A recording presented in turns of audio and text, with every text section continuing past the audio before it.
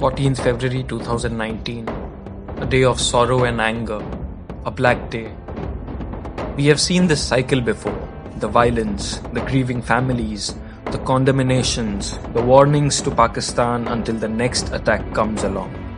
Not only these cycles show no sign of stopping, it seems to have got worse in the last 5 years.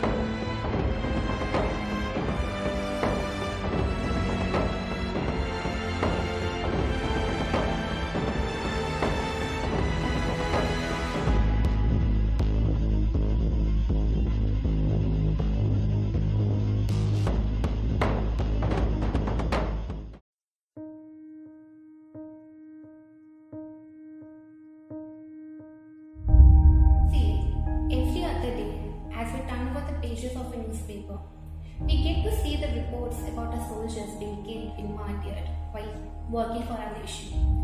But as per the reports, the recent Pulwama attack has been considered as one of the most deadliest and heinous attacks over the decades, which has left the country in utter shock, and everyone is agitated with this attack. So each and every day as we get to see this news, it can be clearly estimated, it can be clearly revealed that some sort of lacunas are remaining in our intelligence bureau, in our raw agents, which are not providing a safe environment for our soldiers.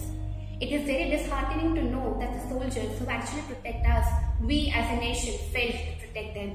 So obviously, the political establishment, the bureaucratic establishment of the country is still lagging somewhere in order to protect our soldiers and army. Let me first tell you that the guy who was involved in all these things, Adildar, he was an Indian. So by this we come to know, we can clearly see that how the government has failed to control terrorism in India. He was a citizen of India and he belonged to Jammu and Kashmir. You can read the interview of his father, who said that even now, even after killing one Adildar, there are so many left. His brother, he was also lost. He was also missing along with him, and it came to the news that he was killed, I guess 26 days ago or something like that, and he was a part of Lashkar-e-Taiba. So you can see how government has failed to control terrorism in India. The boy who was involved in this, Adil, I guess his name was Adil. So he was an Indian. So he was a citizen of Kashmir. So first my question is, how was he allowed to bring so much of 135 kg explosive into our country? That isn't possible if there isn't local support. So it is quite obvious that he has got support from our own citizens only. So in this process we can see that our own people have backstabbed us. So in this situation I think our government has clearly failed us. The government is only formed of its citizens. So it's not only about the political leaders or someone, our own citizens have also failed us.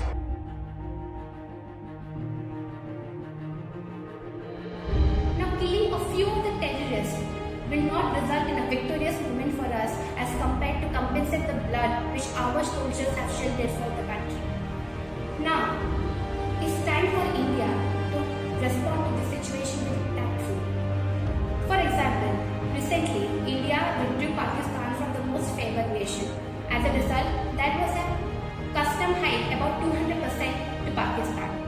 Now it is the time to isolate Pakistan from the global trade and commerce, to isolate Pakistan from all sorts of negotiation and agreement. Then only Pakistan would earn a lesson. Or else, it is the time to take a global stand. All the countries, including China, who till date has shielded Pakistan for not designating the mastermind that is Azhar as a global terrorist, it's because of the shielding power of the China. So China and all other countries all over the world should actually unite together to combat terrorism. It's very easy to say that something had happened and now we'll put a war against Pakistan. But that is not the case. A war will destroy lives in both the sides. True. We all of us know that a war will create economic crisis.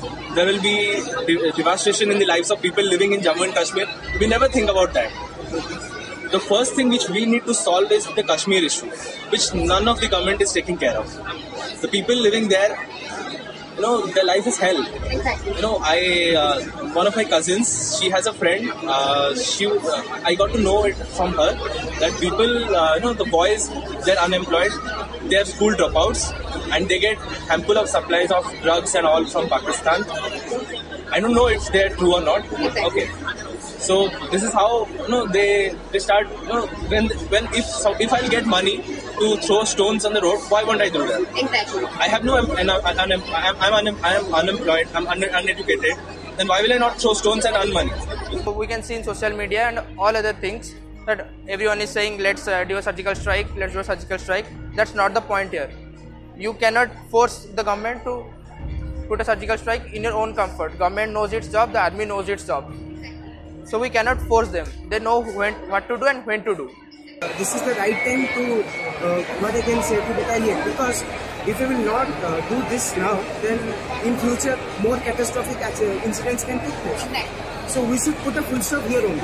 So I believe that India should take a very, they should eradicate, yes, they should, listen, we cannot blame the, what I can say, we cannot, basically the youths. So they are also Being involved in yes, this. they are also being involved, and the main thing is brainwash. So some Indians are also backstabbing us. Exactly. Yeah. So they are also informers there. So how can one know that at that particular time the convoy was moving? Someone is there who informed them. So I think that there is something. There are also informers in India. So first of all, we should find those people, because they are the Indians and they are backstabbing us. So we should first eradicate them, then we should go for that Pakistan surgical strike. But there is a need of surgical strike. So we should put a full stop.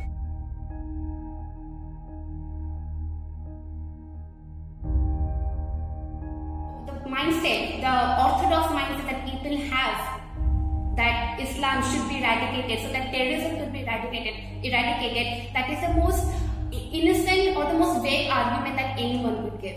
That is completely wrong.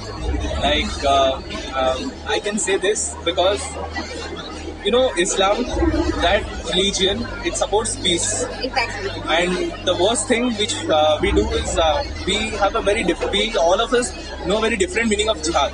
Jihad means to struggle for work, to struggle for livelihood. No, I don't. It's completely wrong. Terrorism has no religion. Anyone who helps another has a complete different religion. That's the religion of humanity.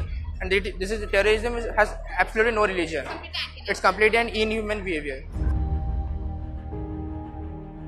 Now, briefly saying, the need of the hour is that we want unity, we want peace, we want diplomatic steps in order to combat terrorism. War, surgical strikes, drone attacks, this could actually become effective for a short-term span of time, but in the long term, we need a complete solution to combat terrorism. Between 2014 to 2018, terror strikes have gone up to 176%. Security forces killed has gone up to 95%. Civilians killed has gone up to 36%. And cross-border firing has gone up to 146%. These figures bring in a major question. Have the government officials and bureaucrats failed us?